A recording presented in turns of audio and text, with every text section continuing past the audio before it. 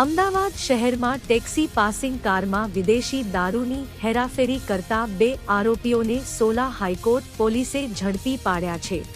ચોક્કસ બાતમીના આધારે વેદાંત બંગલોઝ રોડ પાસે હ્યુન્ડાઈ ઓરા કારમાંથી દારૂનો જથ્થો ઝડપી લેવામાં આવ્યો હતો।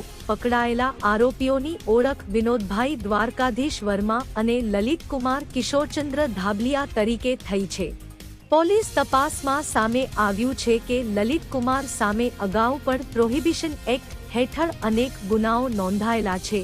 પોલીસે 479 બોટલ અને બિયર ટીન સહિત અંદાજે ₹1.58 લાખનો વિદેશી દારૂ, હ્યુન્ડાઈ ઓરા કાર અને 2 મોબાઈલ ફોન મળી કુલ ₹5.74 લાખથી વધુનો મુદ્દામાલ કબજે કર્યો છે।